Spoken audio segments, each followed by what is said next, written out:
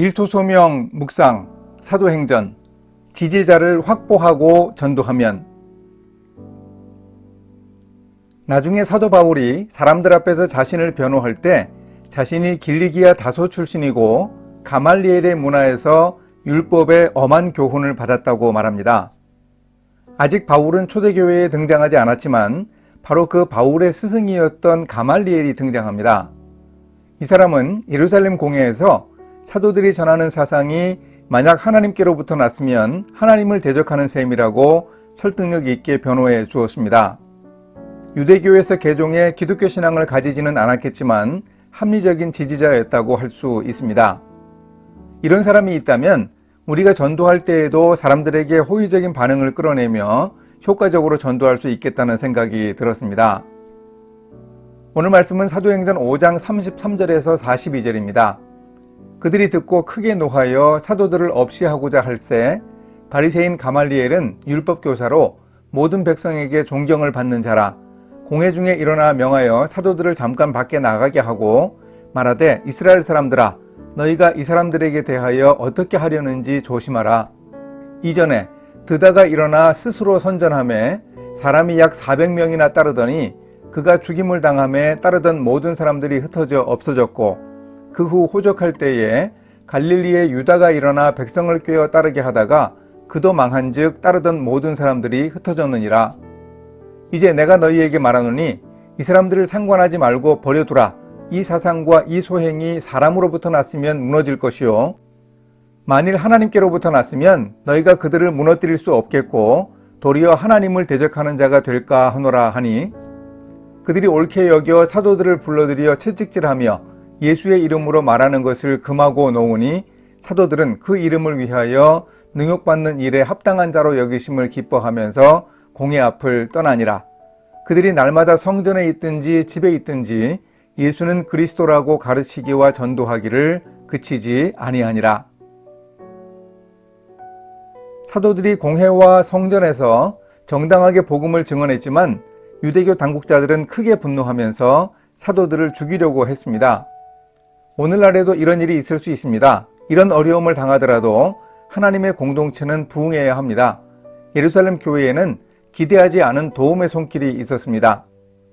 사두개인들이 주류를 형성하는 산헤드린 공회에서 바리새인 가말리엘이 유력한 지위를 가진 것은 하나님의 은혜였습니다. 이 사람 가말리엘이 합리적인 근거를 들어 사도들을 변호해 주었습니다. 과거 유다나 드다와 같은 반란 주동자들은 시간이 흐르면서 자연히 도태되었으니 그리스도를 따른다는 자들도 그냥 두면 된다는 논리였습니다. 만약 그들이 하나님의 뜻을 따르는 자들인데 핍박하면 그들을 무너뜨릴 수도 없고 하나님을 대적하게 된다고 말했습니다. 산헤드린 공회원들이 가말리엘의 이 논리에 설득되었습니다. 그들은 사도들을 불러 체벌한 후에 풀어주었습니다. 가만히 따지고 보면 가말리엘의 주장은 사도들과 기독교에 호의적이지는 않았습니다. 중립적 입장, 객관적 입장을 취하자는 주장이었습니다. 혹시 있을지 모르는 상황을 예상하여 후환을 대비하자는 소극적 입장의 제안이기도 했습니다. 그래도 만약 우리가 이런 건전하고 상식적인 판단을 하는 사람들을 만난다면 복음 전도를 할 때 큰 힘을 얻을 수 있을 것입니다. 똑같은 상황은 아닙니다만 제가 직장 선교회를 여러 곳 말씀으로 섬길 때 경험했습니다. 규모가 큰 회사들의 선교회에는 고문이라는 직책이 있어서 선교회 예배 순서지에도 이름이 기록되어 있는 경우를 종종 보았습니다. 오랫동안 예배 설교를 했어도 그분들을 만나본 적은 거의 없었습니다. 헌금은 하지만 그분들이 선교회 예배에 직접 참여하지는 않았습니다. 그런데 회사라는 조직 안에서 선교회 모임이 어려운 상황에 처하거나 도움이 필요할 때가 있었습니다. 그때 주로 회사의 임원으로 직책이 높은 선교회 고문들의 도움을 효과적으로 얻는 경우를 몇 차례 보았습니다. 가말리엘의 경우와 비슷하다는 생각이 들었습니다. 객관적이고 합리적 판단을 하는 지지자를 얻은 사도들은 채찍질을 당하고 풀려나서도 열심히 전도했습니다. 박해를 오히려 기뻐했습니다. 성전에 있든지 집에 있든지 예수는 그리스도라고 가르치고 전도하는 일을 계속했습니다.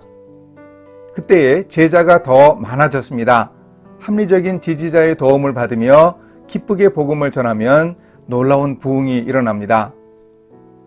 이렇게 실천하겠습니다. 복음을 전할 때 사도들이 겪었던 어려움과는 조금 다른 어려움을 우리는 가지고 있습니다. 가말리엘과 같은 중도적 입장을 가지고 기독교의 호의를 보이는 합리적 지지자를 확보할 수 있도록 노력하겠습니다. 이런 사람들이 복음을 전할 대상자가 되기도 하고 사람들을 소개해 주기도 할 것입니다. 상황을 잘 파악하고 복음 전도에 힘쓰겠습니다. 함께 기도하십니다.